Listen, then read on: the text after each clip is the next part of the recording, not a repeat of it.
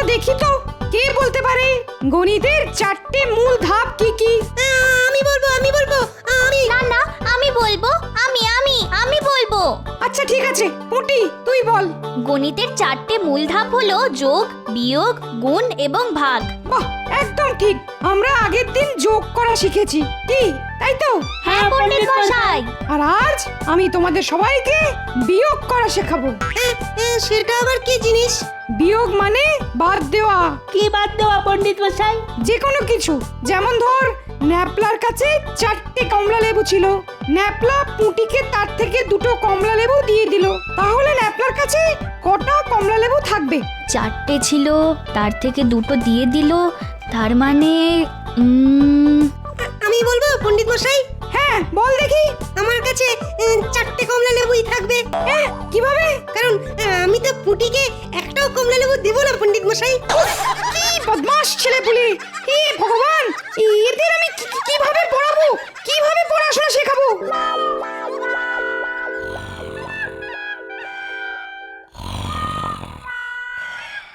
এই যে বলি, এই যে ওঠো, কি গো ঘুম থেকে ওঠো গো, এই ওঠো না, ওঠো।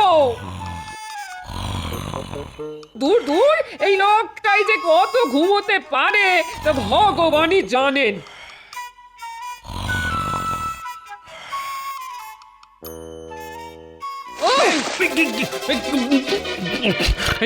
কি হলো? আমি আমি ভিজে গেলাম কেন? এই ঘরের ভেতর জল বন্যা হলো নাকি? এখন তো শুধু বন্যা দেখেছো, বিছানা থেকে উঠে রাজসভায় না গেলে এবার ঝড় বয়ে যাবে। হ্যাঁ, ভূমিকম্প হবে, এই বলে দিলাম।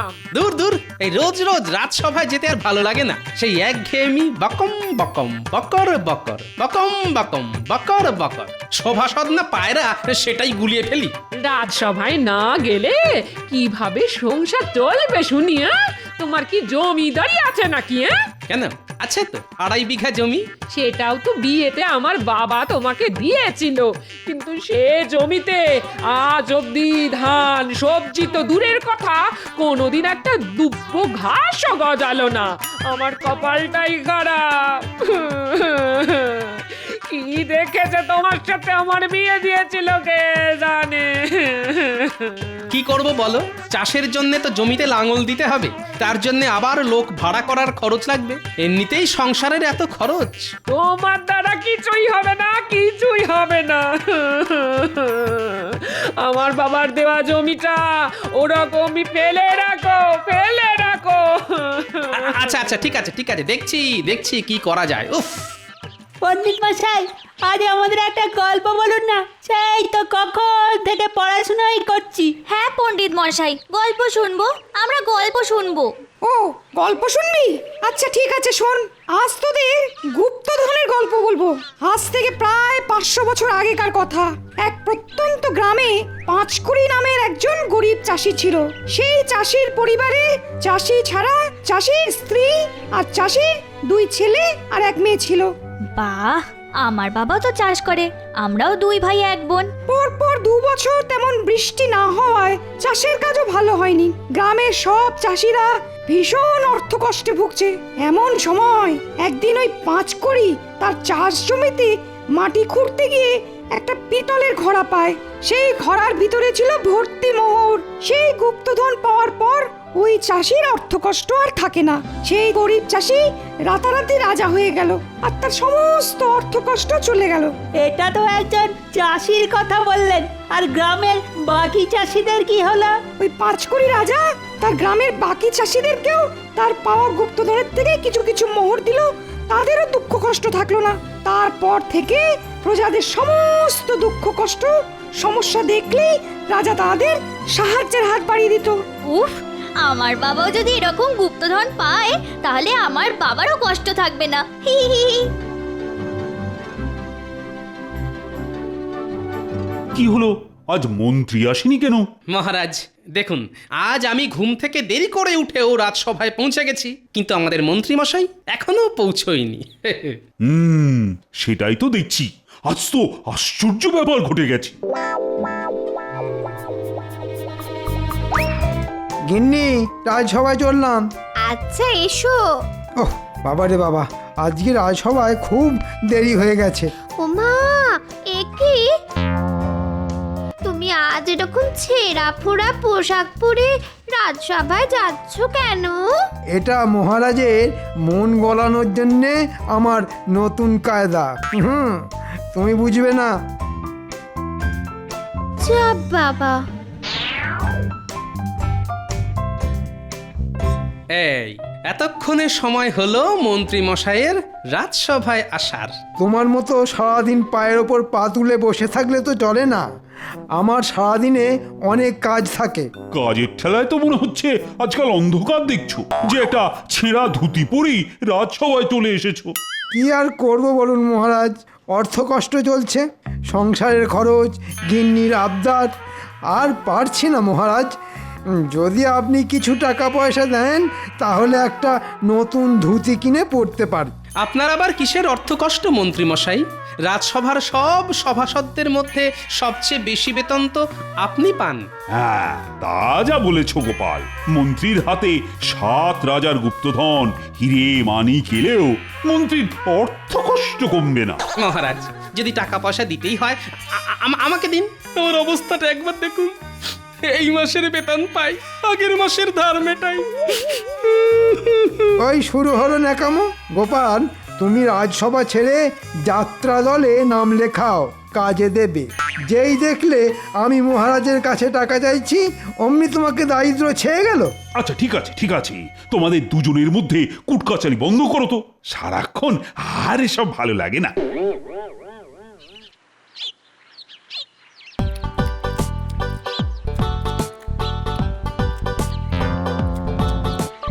গুনি গুনি, আরেকবারটি মুড়ি দিয়ে যাও না। সারাদিন তো আর কোনো কাজকর্ম নেই, শুধু মুড়ি খাও আর ভুঁড়ি বানাও। উহ, এই দেখো গিন্নি, এই ছোট্ট জীবনের তো মাত্র দুটো উদ্দেশ্য, বাঁচার জন্য খাওয়া আর খাওয়ার জন্য বাঁচা। সারা জীবন শুধু খাই খাই খাই খাই করেই মরলে, কিন্তু কি করে যে ভালো মন্দ খাবার জোগাড় হবে সেদিকে তোমার খেয়াল নেই গো। সকালে কত করে বললাম একটু চাষ জমিটার দিকে খেয়াল দাও গো, খেয়াল দাও। কে কার কথা শোনে? আরে বাবা, সকালে বললাম তো দেখছি। বলি এটা কি জাদু নাকি? মুখ দিয়ে গিলি গিলি হকাস ফকাস ছু বললাম আর জমিতে চাষ হয়ে গেল। দাদু দাদু আমরা চলে এসেছি। বাহ, এই তো তোদের জন্যই তো অপেক্ষা করছিলাম রে। দাদু, আজ কিন্তু আমাদেরকে গল্প বলতেই হবে। না না, রোজ আমি তোদের গল্প বলি, আজ তোরা আমাকে গল্প শোনাবি। আমরা তোমাকে গল্প শোনাবো? হ্যাঁ, কি আছে, যে কোনো গল্প যেটা তোরা জানিস কিন্তু আমি জানি না। কি গল্প বলি বলো তো? আরে এই পুটি, দাদুকেও ওই গুপ্তধনের গল্পটা শুনিয়ে দে না। আরে বাস, গুপ্তধন। হ্যাঁ দাদু, এক গ্রামে একজন গরিব চাষি ছিল। বহুদিন বৃষ্টি না হওয়ায়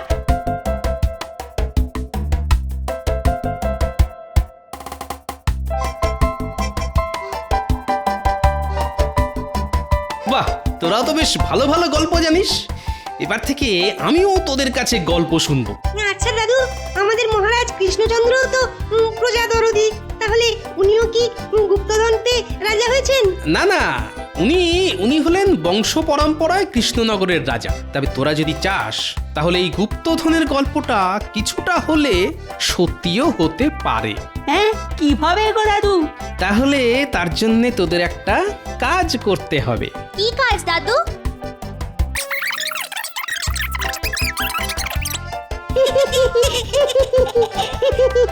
কথাটা মনে থাকে যেন। হ্যাঁ দাদু, মনে থাকবে।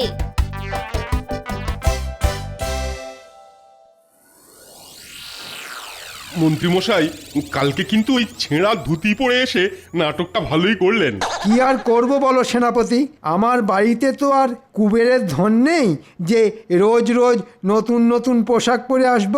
আমার যেরকম আয় সেরকমই ব্যয় করতে হয়। তা ঠিক আছে, কিন্তু আপনার মহারাজের কাছে ওরকম ভাবে টাকা পয়সা চাওয়াটা উচিত হয়নি। হ্যাঁ, শোনো, আমার টাকা পয়সার ওপর লোভ নেই, তাই চেয়েছি।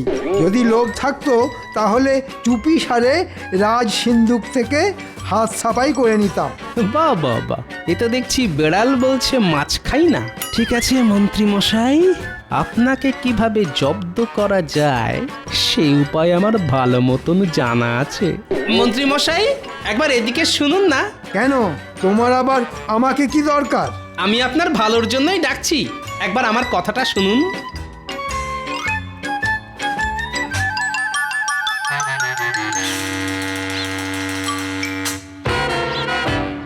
হ্যাঁ, কি বলবে বলো। আস্তে আস্তে, জানাজানি হয়ে গেলেই মুশকিল। কি বলতে চাইছো সেটা খোলসা করে বলো তো। শুনুন, রাজসভায় আসার সময় দেখলাম আপনার বাড়ির সামনে বটা, ঘটা আর ভগবান ঘুরঘুর করছে। বারবার আপনার বাড়ির দিকে তাকাচ্ছে আর চোখ ফিরিয়ে নিচ্ছে। তারপর আমাকে দেখতে পেয়েই ওরা আপনার বাড়ির সামনে থেকে সরে পড়ে। হ্যাঁ, সে কি? আমার বাড়ির সামনে ওদের কি দরকার? না, আমাকে এক্ষুনি বাড়িতে যেতে হবে। আচ্ছা গোপাল, তুমি আমায় এই কথাটা জানিয়ে বেশ ভালো করেছো। আমায় এক্ষুনি বাড়ি যেতে হবে।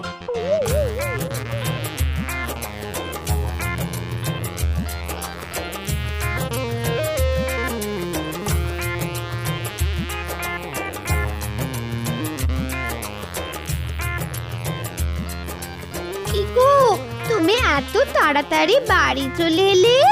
বাড়ির সামনে আজকাল দিনে দুপুরে অকারণে লোকজন ঘুরঘুর করছে, তোমাকে সাবধানে থাকতে হবে। আরে বাবা, কে ঘুরঘুর করছে সেটা তো বলবে। সেটা তোমার জন্য কাজ নেই। যাও, রান্নাঘরে যাও, ভালো মন্দ কিছু রান্না করো।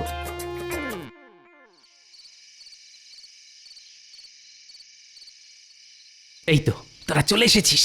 দাদু, এবার বলো কি করতে হবে? শোন, তোরা এই পুরনো বাক্সটা আমাদের মন্ত্রী মশাইয়ের বাড়ির এক কোণে চুপি চুপি রেখে আসবি। এই বাক্সে কি আছে দাদু? গুপ্তধনের সংকেত আছে। তাহলে মন্ত্রী মশাইয়ের বাড়িতে রাখার কি আছে? তোমার কাছেই রাখো না। বেশি কথা বাড়াস না, যেটা বললাম সেটা কর। আর হ্যাঁ, এনে এই কাগজটা মন্ত্রী মশাইয়ের জানলা দিয়ে ঘরের ভিতর ফেলে আসবি। আচ্ছা দাদু, ঠিক আছে। সাবধানে আর চুপি চুপি কাজটা করতে হবে, কিন্তু জানাজানি হয়ে গেলেই মুশকিল।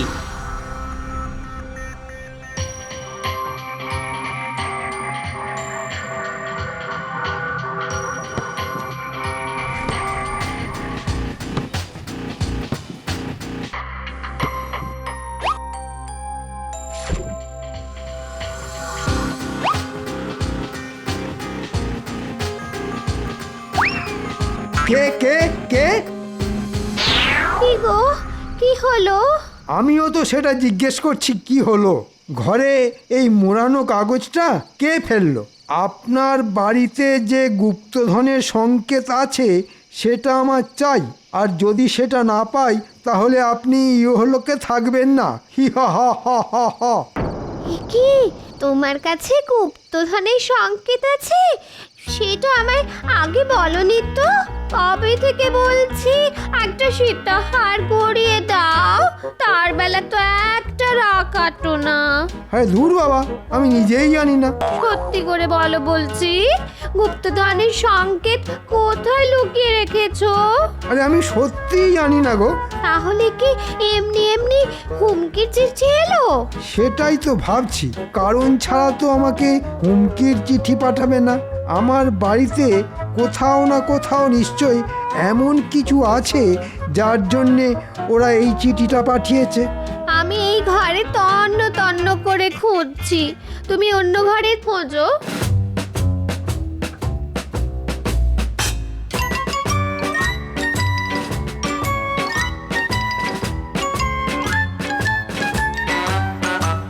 পেয়েছি গিন্নি, পেয়েছি। একবার এদিকে দেখে যাও। ও মা গো, কি আছে এতে? সেটাই তো দেখছি। এটা তো একটা মানচিত্রের নকশা বলে মনে হচ্ছে, আর নকশার এইখানেই আছে গুপ্তধন।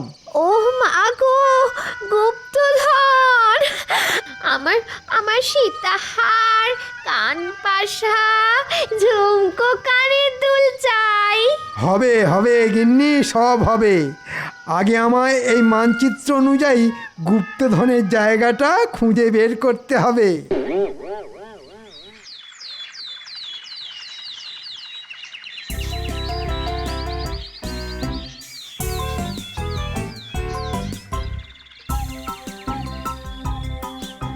দাদু কালকে কাজটা করে দিয়েছি, এবার বলো গুপ্তধন কি পাওয়া যাবে? এটা তো একটা ফুটো করি, গুপ্তধন কোথায়? এটাই গুপ্তধন।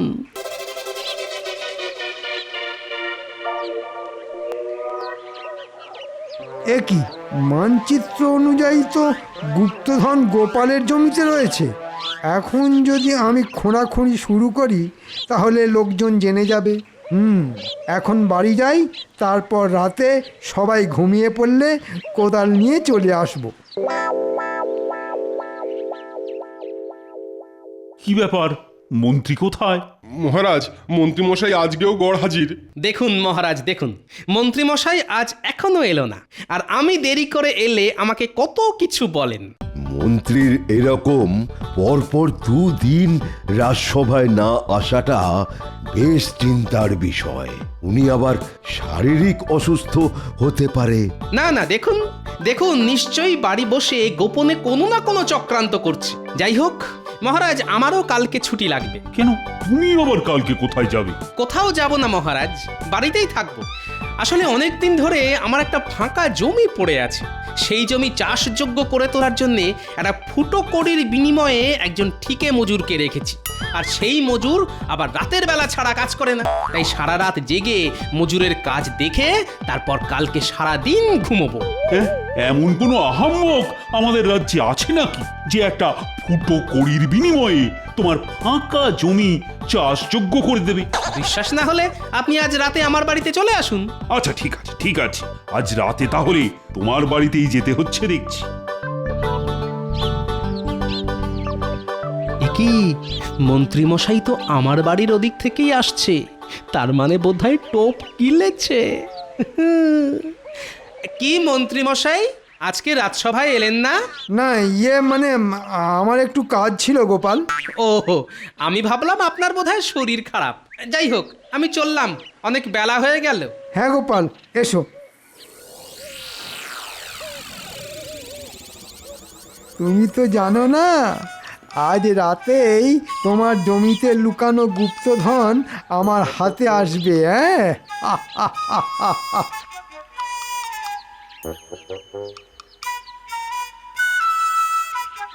গিন্নি, তোমাকে আর চিন্তা করতে হবে না। আজ রাতের মধ্যেই তোমার বাবার দেওয়া 2.5 বিঘা জমি চাষযোগ্য হয়ে যাবে।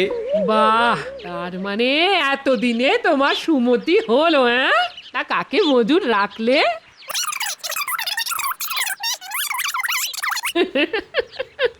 তোমার বুদ্ধির জবাব নেই।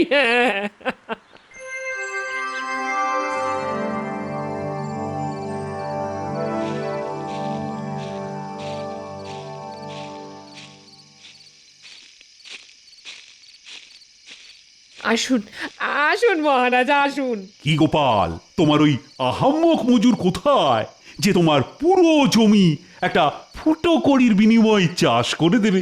একটু সবুর করুন মহারাজ। এতদিন জানতেন সবুরে মেওয়া ফলে, এবার দেখবেন সবুরে ধান ফলবে। আপনি শুধু আমার সাথে আসুন, আর আস্তে আস্তে কথা বলবেন, নইলেই মুশকিল।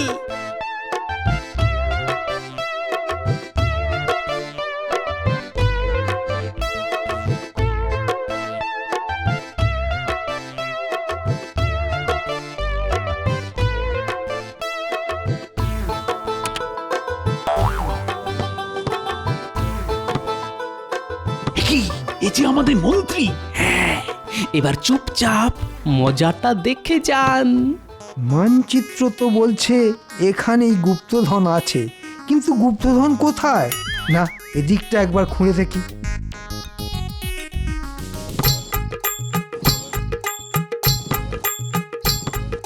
উফ, কি জ্বালাতন! গুপ্তধনটা কোথায়? না, ওই দিকটা একবার খুঁড়ে দেখি।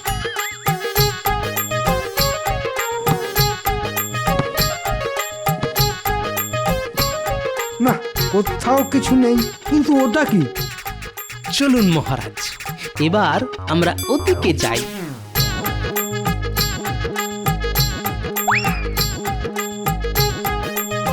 হ্যাঁ, এটা তো একটা ফুটো করি মাত্র। দেখলেন মহারাজ, আমার মজুর কিরকম একটা ফুটো কড়ির বিনিময়ে আমার পুরো জমিটা খুঁড়ে চাষযোগ্য করে দিল। মন্ত্রী, আমি অনেক আহাম্মক দেখেছি, কিন্তু তোমার মতো একটাও দেখিনি। হ্যাঁ, তার মানে আমাকে ঠকানো হয়েছে? হ্যাঁ মন্ত্রী মশাই, আপনি গুপ্তধনের লোভে আমার ফাঁকা পড়ে থাকা জমিটা চাষযোগ্য করে দিলেন, তাও আবার একটা ফুটো কড়ির বিনিময়ে। এই পুরো পরিকল্পনাটাই আমার। সাবাস সাবাস গোপাল, সাবাস। তোমার বুদ্ধির জবাব নেই। এই নাও গোপাল, তোমার বুদ্ধির পুরস্কার। এই টাকা দিয়ে তুমি তোমার জমিতে বীজ ধান বসাও। ধন্যবাদ মহারাজ। গোপাল, আমি তোমায় ছাড়বো না। তুমি আমায় এভাবে বোকা বানালে। কেন? একটা ফুটো কড়ি তো পেয়েছেন, ধরে নিন ওটাই আপনার কাছে গুপ্তধন।